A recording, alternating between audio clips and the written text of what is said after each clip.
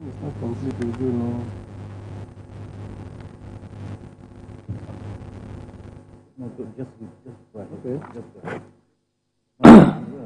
I had earlier read in draft the rulings and judgments of my learned brother, Aruna Simon Samani, in these consolidated petition numbers CAPEPC 03, 04, and 05, 2023. I am in complete agreement with His Lordship's reasoning and conclusions on all of them. First, for petition numbers PEPC 04, 2023, that is the Allied People's Movement petition, I am of the very fixed view that the issues agitated by the petitioner therein concerning third respondents' alleged disqualification by reason of matters connected to or surrounding his running mate's nomination and relinquishing of his earlier nomination by his party for the Boronu Central Senatorial District having been settled on their merit by the Supreme Court in its judgment, in appeal numbers SCCV 501, 2023, in third and first respondents' favor therein, with the Apex Court even holding that the said issues did not disqualify them, that decision constitutes issue estoppel, being status defining, and so judgment in rem it binds every person, including non-parties to the suit, like the petitioner in petition number CAPC 04, 2023, C. Kotum, and Oyekomi, Soson, and Odemuyiwa. Furthermore, by the doctrine of stare decisis, it also binds this court. In fact, it will, in my humble opinion, amount to judicial heresy for this court to involve itself in inquiring by whatever guise into that same issue already settled by the Apex Court. Coming to petition number CA03, 2020, of Peter Obi and another versus INEC and others, and CAPC 05, 2023, Atiku Abubakar and another. Again, I am of the very fixed view that the two sets of petitioners did not by any means discharge the burden on them of proving that the results of the presidential election of 25th February 2023 as declared by first respondent were incorrect. Incidentally, their burden is even made heavier by the legal presumption that the votes of an election declared by the official organizing body that INEC are correct, and it is for the person asserting the contrary to prove it, Buhari and INEC, see Buhari and INEC. Even their resort to first respondent's failure to keep its initial promise to upload poly unit results of that election to its result being portal IREV real time, which failure the alleged evidences election manipulation does not help them.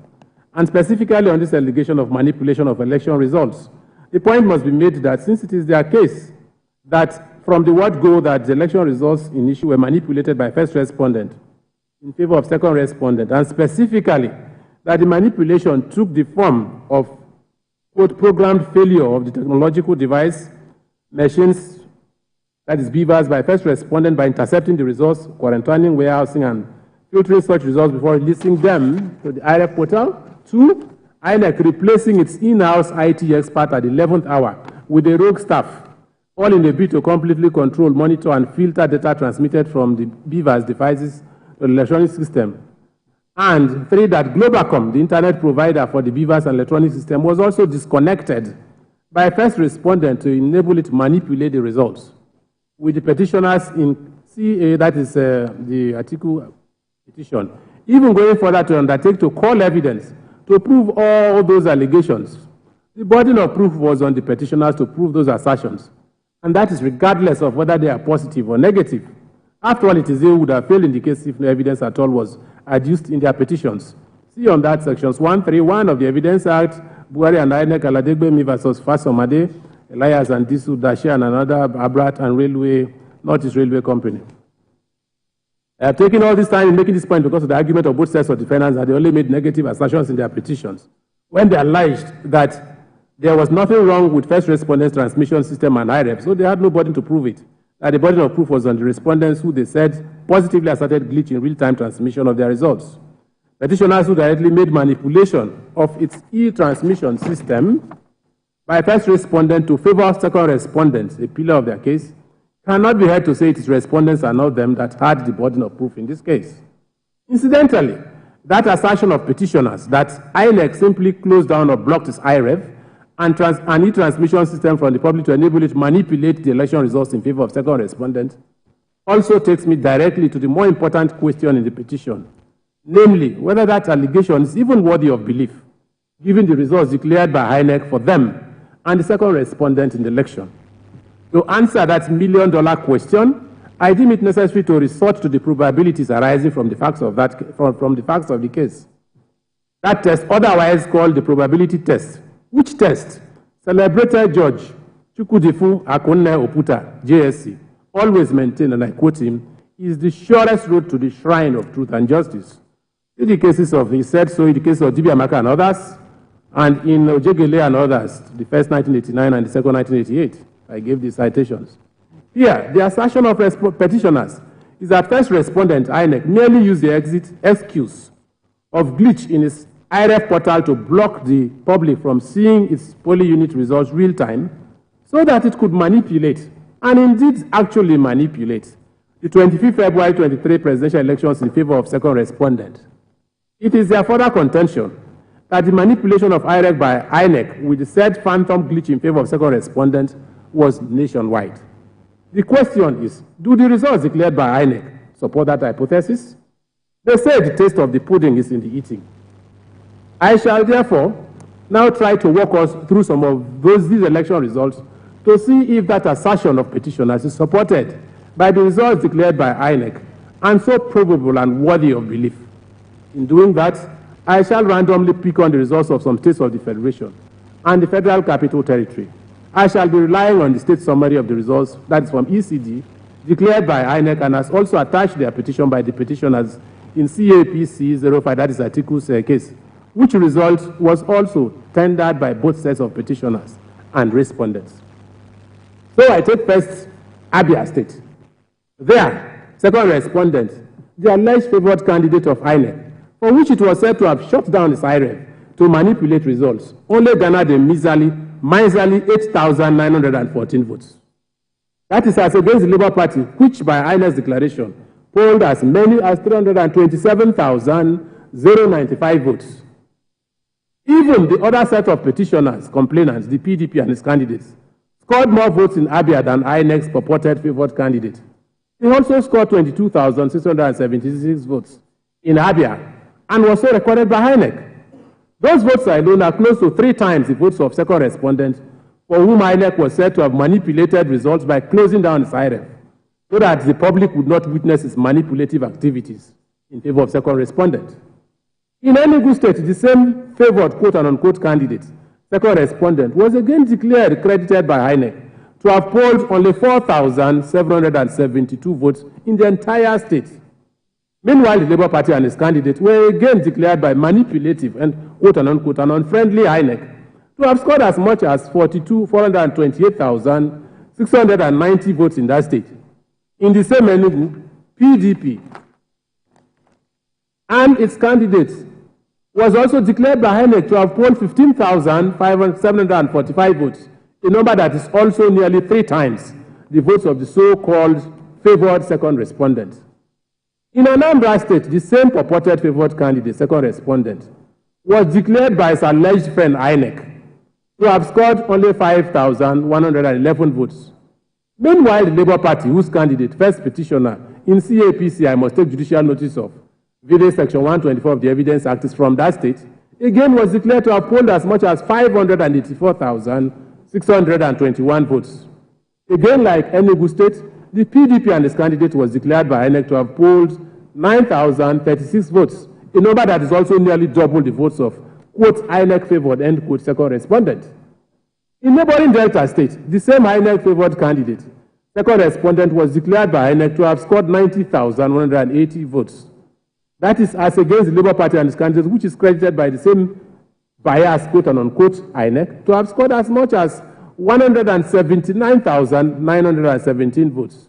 In that same Delta State, the PDP and its candidates scored 161,600 votes, again nearly double the votes of second respondent. In Adamawa State of the PDP and its candidate, the same favored second respondent was declared by INEC to have scored only 105,648 votes, while the PDP and its candidate were declared by the biased, quote unquote, INEC to have scored as much as 214,012 votes. In Imo State, the same purported INEC favored candidate, second respondent, was declared by INEC to have scored only 66,406 votes, while the Labour Party and its candidate is declared by the same INEC to have polled as much as 360,495 votes. In Ebonyi State, the Labour Party again scored as much as 259,738 votes. That is as against alleged INEC favored second respondent, who by INEC's declaration, that is his friend's declaration, again polled a relatively miserly 42,402 votes. The PDP is said to have scored 13,503 votes there. Even in Lagos State, where second respondent was once held sway as elected governor, the Labour Party and its candidate was again declared by bias, quote and unquote, INEC to have beaten second respondent with almost 10,000 votes. Labour Party was declared by INEC to have polled 582,455 votes as against 572,606 polled by second respondent and so declared by INEC. It is a similar story in the Federal Capital Territory of Abuja, where INEC has its headquarters and supposedly carried out, directed, all its, quote, manipulative and biased activities in favor of second respondent that petitioners claim he did in the election. Second respondent and his political party still lost there. In fact, by the result, second respondent friendly, quote and unquote, INEC declared in the Federal Capital Territory of Abuja, second respondent could not even make 25% of the votes, total votes cast there. He was said to have polled only 90,902 votes. That amounts to just 18.991% of total votes cast in the FCT, yet INEC declared that result. That is as against 281,717 votes, amounting to 58.856% of the total votes, the same INEC declared for Labour and its candidate. There are also other states, including Katsina State of the immediate past president of this country, a member of the second respondent, who was still in office at the time of the elections, in fact, as I take judicial notice of video section 124 of the Evidence Act.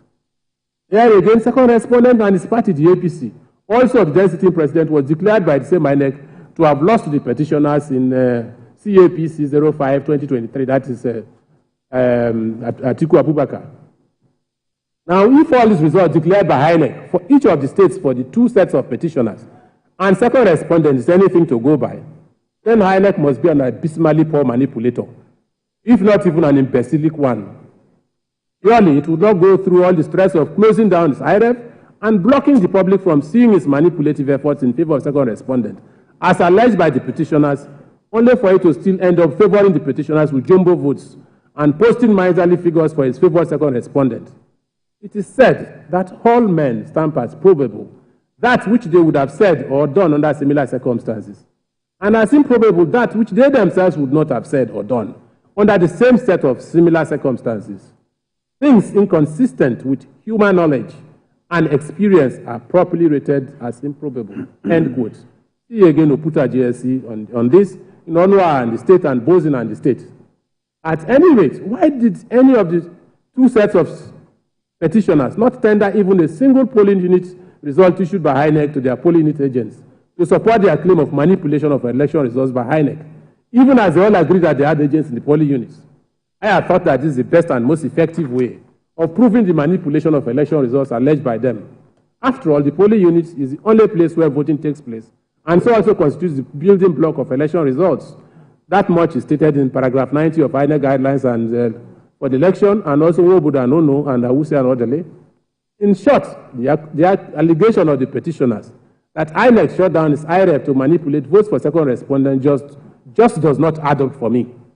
If anything, the probabilities arising from the results INEC declared nationwide as illustrated above rather seem to me to eloquently support its position that its inability to upload the polling unit results real time, as earlier promised, was not deliberate but caused by technical issues outside its control that afflicted its e-transmission system, which issues it claims made it impossible for its e-transmission system to map the uploaded polling unit results for the presidential election to any specific state. That it claims is unlike the much smaller National Assembly elections that were conducted simultaneously with the presidential election. It is that phenomena it describes as glitch that was giving it an HTTP 500 error, which eventually resultantly delayed real-time public viewing of the said polling unit results. That conclusion also takes me to another big issue in this case, namely the evidential value of the European Union Observer Mission report on the 2023 presidential election, over which quite a mountain has been made up by both sets of petitioners. That report was tendered by the petitioners in petition number PEPC, that is Obi and another, as Exhibit X2, and by the petitioners in CEPEC 05 as Exhibit RA 27. The impression given by both sets of petitioners is that the said report, which in any case has been even ruled admissible by us in petition number CAPEPC 03-2023, is like gospel truth of what happened in the election. And so it must be accepted by this court, and the conduct of the presidential election declared corrupt or at the very least below par, regardless of whether or not its authors presented themselves in court to defend their opinions. That stance, I am afraid, is a non sequitur. It's a complete non sequitur. Without the makers of that report presenting themselves in court to face cross-examination, to authenticate their opinions, that report, and I dare to add even the ECOWAS report of the same elections, tendered by second and third respondents, the petition numbers in the two petitions, are completely valueless and inadmissible for the purposes of authenticating the opinions expressed in them by the makers. See first on that the cases of Nyesom and Peter Said and Said Yakowa. It also makes no difference that the said reports have been put in the form of print. Books, it must be noted, cannot be cross-examined. On this, I find support in the celebrated case of Idudu and others versus Okumagba, where the Supreme Court, 1976, where the Supreme Court had this to say, and let me quote what the Supreme Court said. It said, as for the law involved in Idudu and Okumagba, we would like to point out that it is now well settled that there are 5 ways in which ownership of land may be proved. In our view, not only was the evidence of the witnesses, that is continuation, not only was the evidence of the witnesses called by the appellants rightly rejected by learned trial judge for good and sufficient reasons, we also think that he was right in not attaching any weight to the views expressed in the book cited in support of such traditional evidence. As Lionel Brett JSC, as event was rightly in our view once pointed out in a learned address given by him at the University of Lagos to the Nigerian Association of Law Teachers, smaller quote again, the courts are not to be hypnotized by the authority of print. The crucial fact is that books cannot be cross-examined, either as to the opinions expressed or as to the claims of the author to have special knowledge. If the author is living, there is no reason why he should not be tendered as an expert when this difficulty would vanish. More quotes, end quote of that side. Then the Supreme Court went on to say, moreover, none of the authors of these books in that Kumagba's case testified in support of the views stated therein, and no explanation was given for the omission. For all these reasons, we share the apprehensions of the learned trial judge about the value or weight of the traditional evidence as narrated by each of these authors, particularly as the authenticity and impartiality of the sources of their narratives cannot, for obvious reasons, be easily ascertained, end quote. I wanted to say that is the exact same situation we are confronted with here as regards both the European Observer Mission report and its brother ECOWAS Election Observer report. For purposes of proving the opinions expressed in them by their makers, neither of them is of any higher value than the mere sheets of paper on which it is recorded.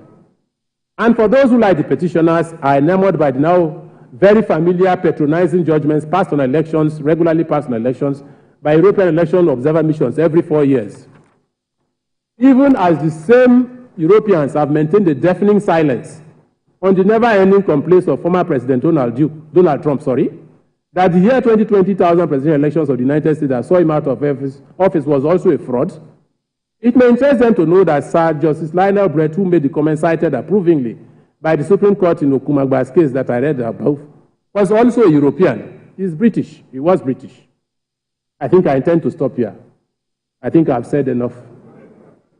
It is for these few additions, but much more for the far more illuminating reasons advanced by my brother Haruna Samani JSC, his rulings and judgments, which reasons I concur with without reservation, that I also hold all 3 consolidated petitions not proved and thereby enter another dismissing all of them, and I find the declaration of second respondent Bola Ahmed Tinubu by second respondent as the person duly and properly returned winner of the 25th February 2023 presidential election of this country and duly elected president of the Federal Republic of Nigeria.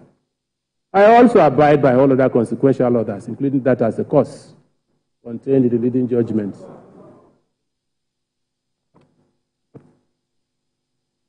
I now invite my learned brother by my extreme left to present his own judgment. Well, last but not the least, I've read before now a draft of the lead judgment just